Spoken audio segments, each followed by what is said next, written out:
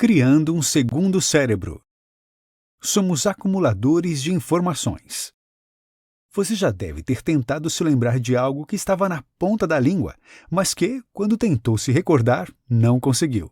Pode ter sido no meio de uma discussão importante, quando iria encontrar o argumento que validaria seu ponto. Ou no momento em que estava para expressar ao seu chefe uma ideia brilhante que teve ao dirigir para o trabalho. Essa dificuldade é fruto da sobrecarga de informações. Somos bombardeados por dicas, livros, textos, podcasts e vídeos. É mais do que podemos absorver. As ideias estão passando batido. Passamos horas ouvindo pessoas dando conselhos e deixamos boa parte do conhecimento para trás. Viramos acumuladores de informações em excesso e embarcamos em uma espiral de ansiedade. O problema é que os conteúdos são realmente importantes. O livro de negócios tem sacadas genuinamente úteis. O podcast tem uma informação que pode mudar sua carreira, só que não agora. Esse é o dilema. A maior parte das informações que consumimos não tem uso imediato, mas pode resolver a vida do nosso eu do futuro. Excesso de informação significa pobreza de atenção. Para que você possa aproveitar as informações, precisa descobrir uma forma de empacotá-las para que envie ao seu eu do futuro. Para isso, deve ter um banco de conhecimento exclusivamente seu. Assim, quando a oportunidade surgir, vai ter acesso à sabedoria que precisa. Tudo começa no ato simples de anotar. Esse é o primeiro passo do sistema do segundo cérebro. Ele funciona para que você possa encontrar em poucos segundos algo que tenha aprendido. É como um cérebro digital auxiliar. Aqui, seu conhecimento passa a servir às suas metas, a ajudar na carreira e contribuir para economizar tempo.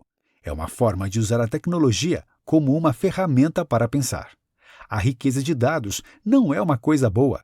O conhecimento consome a atenção dos destinatários. Por isso, excesso de informações é sinônimo de pobreza de atenção. Há profissionais que gastam até 76 horas por ano só buscando anotações e arquivos. O método CODE. O segundo cérebro serve para materializar sacadas, revelar novas associações, aguçar suas perspectivas e incubar o conhecimento com o tempo. Esse é o fundamento da criatividade, a arte de conectar ideias que não pareciam originalmente ligadas. A principal utilidade da sua mente é ter ideias, não guardá-las. Isso fundamenta a importância do segundo cérebro. Sua base é o método CODE, que significa capturar, organizar, destilar e expressar. Cada uma dessas palavras é uma etapa no método de criação da sua mente digital. Ele funciona independentemente do seu app de notas, seguindo a sequência. Capturar, em que salvamos artigos, informações, trechos de podcasts e imagens que chamam nossa atenção, os quais o autor chama de ativos de conhecimento. Organizar, em que arranjamos as informações de acordo com sua prioridade. Destilar, em que buscamos a essência das informações que capturamos. Expressar, em que compartilhamos o que aprendemos e levamos as informações para projetos na vida real. C de capturar. O primeiro passo é capturar. O mundo é abundante em informações. Elas podem ser externas, como imagens, notas, artigos e posts. Também podem ser internas, como lembranças, reflexões e insights. Capture essas informações. Adicione o artigo aos favoritos. Coloque o post na sua lista de leitura. Tire um print de uma frase relevante. Grave uma nota de voz rápida quando tiver alguma sacada. Aqui vale ter o cuidado para não capturar as coisas erradas. Às vezes, salvamos algo só porque achamos relevante, ainda que não tenhamos nenhuma conexão significativa com aquilo. Escolha só o que desperta alguma coisa em você. Pense no que guarda como um ativo de conhecimento. Não é só informação aleatória, mas ideias economizadoras de tempo, inspiradoras, transformadoras ou lucrativas. Um ativo cristaliza tudo o que você aprendeu de uma forma concreta. Ele pode estar em qualquer lugar, desde sua caixa de entrada no e-mail até nos seus arquivos na nuvem. Centralize o conhecimento. Outro cuidado que você precisa tomar é centralizar o conhecimento que guarda. Existem várias ferramentas digitais para isso. Não adianta só tirar um print da tela ou fazer um destaque no seu e-reader de preferência. Pense nas ferramentas como terminações que precisam se conectar no sistema nervoso do segundo cérebro. Aqui, você pode usar um app de notas digitais. Quando tirar um print de um artigo relevante, exporte para suas notas. Faça isso com todas as outras formas de guardar ativos de conhecimento. Caso se sinta sobrecarregado com a quantidade de informações que capturou, crie um critério de filtragem. A dica do autor é seguir a ideia do prêmio Nobel Richard Feynman. Ele escrevia uma lista de problemas centrais que queria responder. Sempre que achava uma informação relevante, procurava uma relação dela com as várias questões. Assim, encontrava soluções nos lugares menos esperados. O de organizar. Selecione as questões centrais enquanto cria sua biblioteca pessoal de ativos. Dê mais valor para o que parece urgente. O autor guarda, em média, 2 ativos por dia. Isso significa que de todas as ideias que tem durante 24 horas, prioriza só 2. O passo seguinte é organizar. Aqui, a inspiração é o efeito catedral. É o efeito do ambiente sobre as ideias. Quando estamos em uma igreja clássica que invoca a grandeza do céu, tendemos a pensar mais abstratamente. Por outro lado, se estivermos em uma sala de concreto baixo, como uma oficina, nosso raciocínio pende para o lado tangível. O mesmo vale para o mundo digital. Pense que os ativos são os blocos sobre os quais você vai construir o segundo cérebro.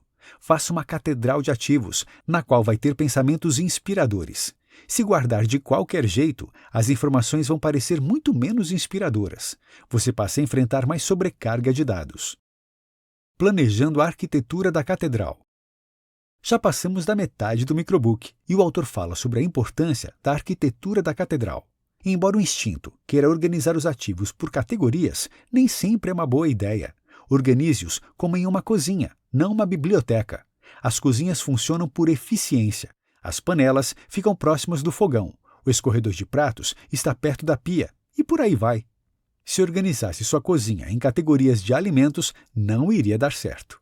Aqui o autor apresenta outra técnica, é a PARA, que significa projetos, áreas, recursos e arquivos. São essas 4 categorias do segundo cérebro nos quais você pode pôr seus ativos de conhecimento. Funcionam a partir de projetos, os esforços de curto prazo nos quais você está trabalhando agora. Áreas, as responsabilidades de longo prazo que você quer cuidar. Recursos, assuntos que podem ser úteis.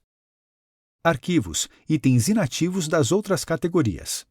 Dessas categorias, a de projetos tende a ser a mais usada, enquanto a de arquivos, a menos. Criando categorias. Em vez de passar infinitas horas organizando seu material digital, o PARA revela como classificá-los rapidamente. Isso acontece seguindo a lógica dos seus objetivos, aquilo que realmente importa. É também uma forma de frear a tentação de ser perfeccionista e tratar o processo como um fim em si mesmo. Você não precisa classificar os itens assim que os guardou. Espere até ter um bom número de ativos. O tempo é útil na hora de filtrar aquilo que foi colhido. Depois, não deixe de limpar o espaço de trabalho digital. Arquive tudo que não for útil. Revirar uma quantidade grande de material dá trabalho, mas importa na criação de um segundo cérebro eficiente. Deixe o espaço limpo. Depois, faça um balanço. Veja quantos projetos estão em andamento. A partir daí, você pode usar recursos para categorizá-los, como pastas, etiquetas ou marcadores. D de destilar. Às vezes, acordamos no meio da noite com o que parece ser uma ideia incrível, então anotamos e voltamos a dormir. Quando você vai ver, o que escreveu não faz o menor sentido. Tenha em mente que não vale só salvar uma informação, mas fazê-lo de forma que seja acessível na próxima vez que for lê-la. Quanto maior o número de informações que guarda, menos detectáveis se tornam. A próxima etapa do método Code é destilar. Isso significa extrair o que é mais importante.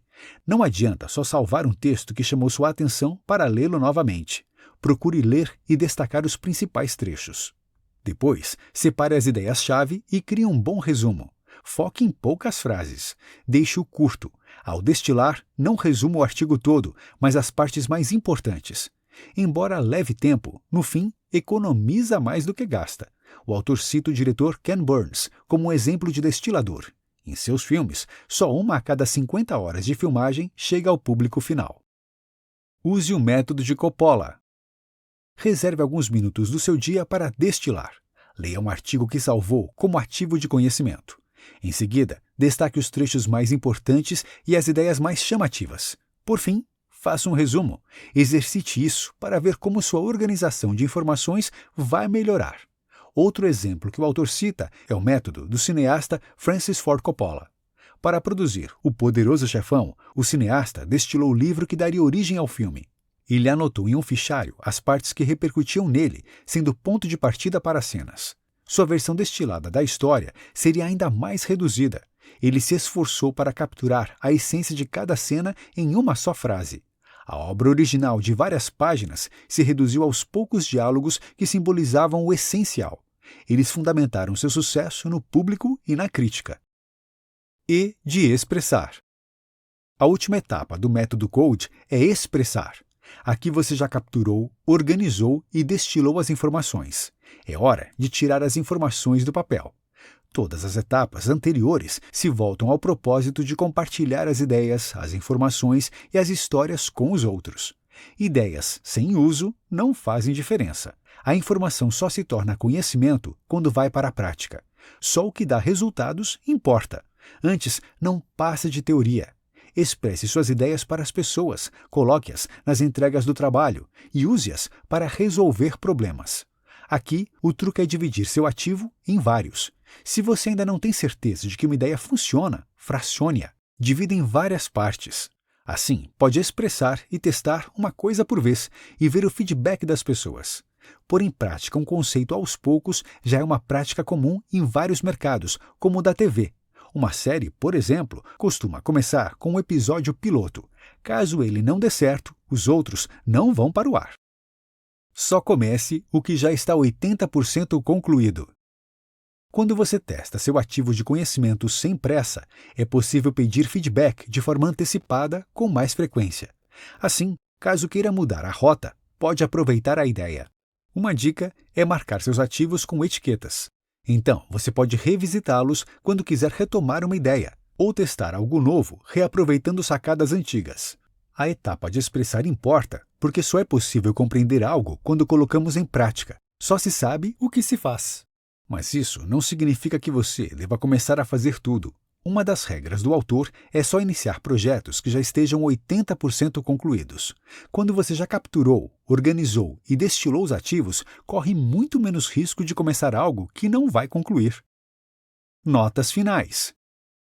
Criando um segundo cérebro é útil principalmente para profissionais criativos e ensina a colher ideias de forma produtiva, para que possamos revisitá-las no futuro.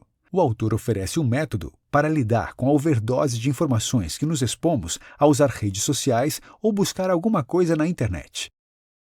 Dica do 12 minutos. Colher e revisitar ideias de forma organizada pode fazer uma grande diferença na sua vida. Austin Kleon vai além. Ele ensina a criar algo novo, copiando e recombinando o método de várias outras pessoas. Confira o Roube como um Artista, aqui no 12 Minutos.